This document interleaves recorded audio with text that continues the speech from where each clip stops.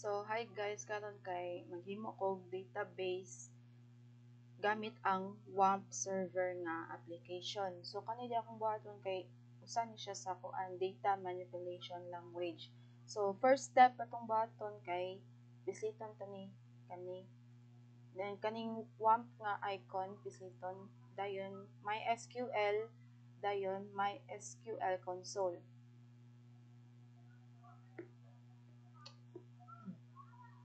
So, mana nino. First things first kay dili na nato siya butangan ng password. So, mag-enter ta. So, manadira. Dayon next step is kay mag-show sa nato itong mga databases. Show database.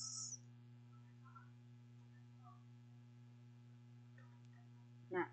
Dayon panahon dili nato kalimtan ang semicolon. Na enter. So, mao din akong mga nahimo nga database kaniadto. Pero karon maghimo ta og new one. So, unsaon man? So, natay command nga create database nya. Depende lang nimo kung unsa nga pangan. So, akong kuan kaila lang. Ako ani name. Dayon semicolon. Then enter.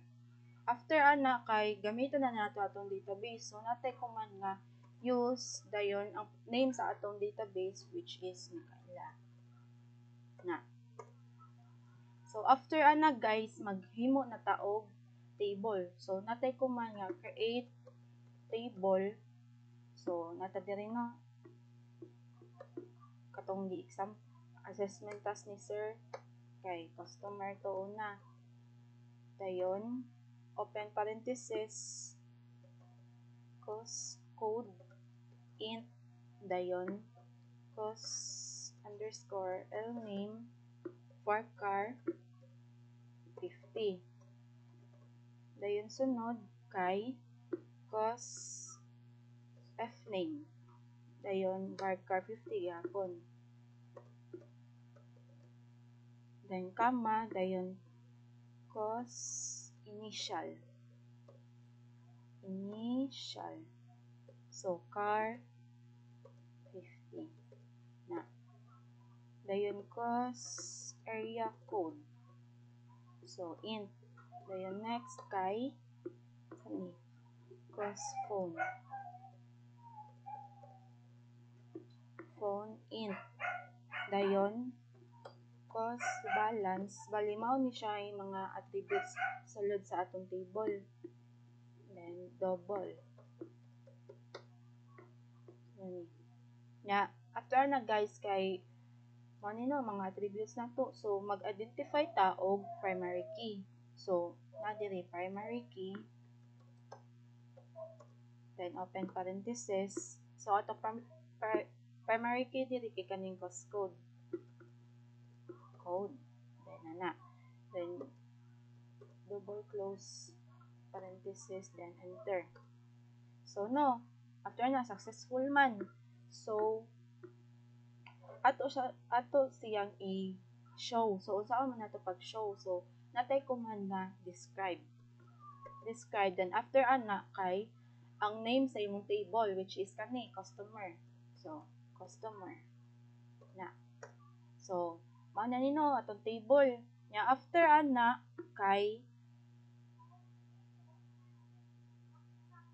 mag-create na sa tag another table. So, kani kaduha kay invoice na. So, create table. Pangalan na to, invoice. Then, open parenthesis, then, in number, int, then, cost code, int, sad, int, date, so date. Then after na identify na sa primary key. So natay primary key nga in number. Dayon close na to siya gamit ang semicolon then enter. So after na kay nag-identify naman ta sa primary key, so sunod kay mag-identify na sa foreign key. So natay gitawag nga alter table. Bali diri kay pwede ka mag-edit o add og mga foreign key. So alter table invoice, so tago nimo ang name sa table. So invoice dayon add foreign key.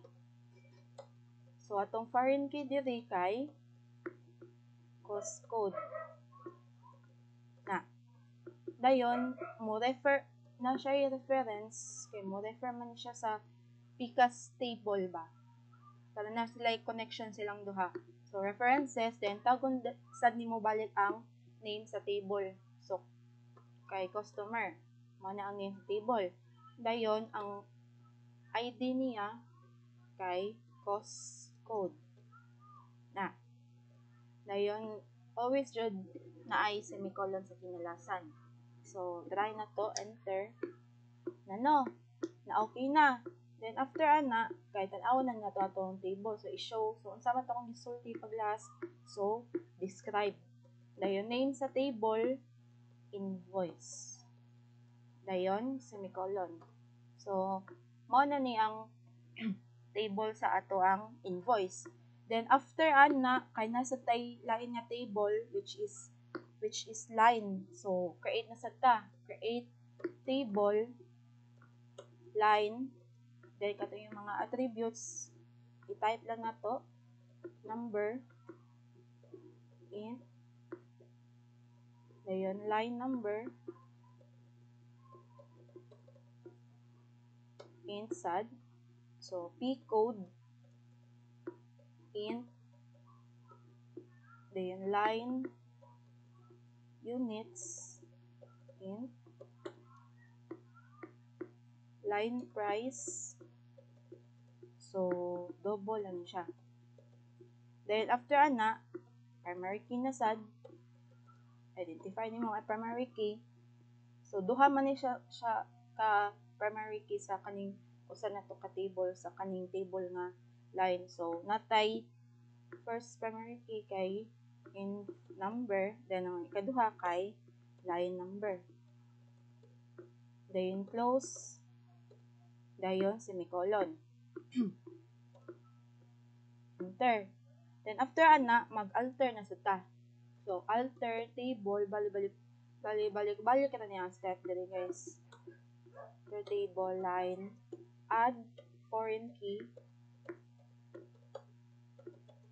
So atong foreign key diri kay kaning in number.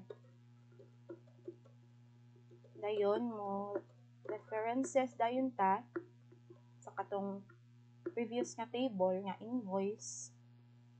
Then identify na to ang iyang key. So in number na dayon semicolon. Dayon enter. So manano. So after anang mag-alter ta kay i-display na sa nato tong table. So describe line. So mao man itong name sa table na itong gibuhat. Dayon semicolon, then press enter. So mao na nino ang ato ang table sa kuan line niya. After ana kay nasa tay lain table. So after dahil sa line kay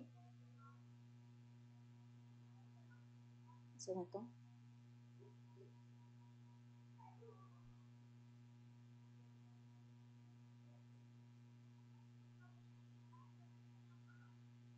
kay product. So create table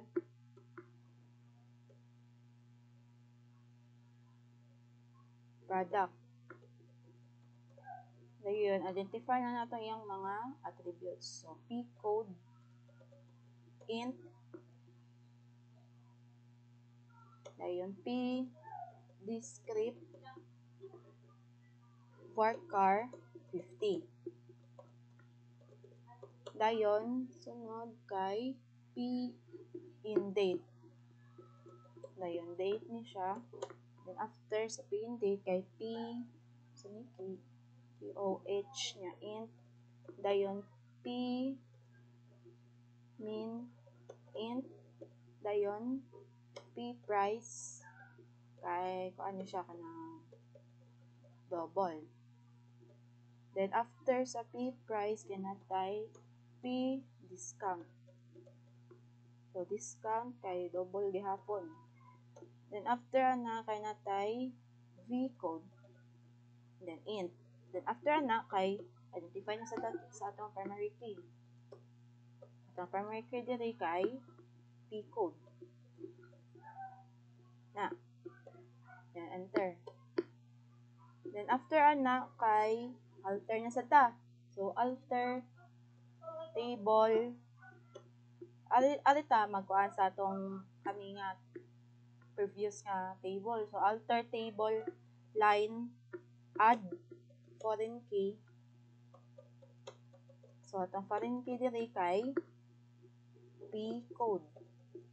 Dayon references name sa table nga product dayon P code. Dayon semicolon, dayon enter. Then after ana kay i-describe nato ang ato ang product nga table. So product, describe product, then semicolon, then hit enter. So mauna ni. Then natay last table which is vendor. So create na sa ta, create table vendor. Dayon yung mga attributes kay V code int V name varchar 50. Dayon V name V contact kay int. Then V area code kay int. Dayon V phone int. Dayon V state kay varchar 50. Then after sa V state kay natay V order varchar 50 na sa. Dayon sunod kay mag-set na sa ta og primary key. Atong primary key diri kay V code. Na. So check sa nato kay table vendor V code V name varchar 50 V area code V4 V state V order primary key V code na enter. Then after ana alter na sad ta. So alter table so product takta diri. Dayon add foreign key. Dayon tong foreign key diri kay V code. Dayon references na sad ato siya sa table nga vendor. So vendor kay V code. Dayon semicolon. So alter table product foreign key V code references vendor. So enter. So after ana kay man naman tag kuan gipang declare na nato na create nato table sa yung structure. So i-show na nato. So isa man so mao gyapon describe. So describe vendor. Dayon semicolon, dayon enter. So mao ni guys. Then kung if pangutanon kung kanang i-show tanan table, so nala ta diri kuan command nga show tables. So tara, mao ni akong gihimo ganina. Bali 5 niya sila tanan ka table. So natay table nga customer, table invoice, table line, table product, then table vendor. So bali 5 ni sila ka table. So mao ni no.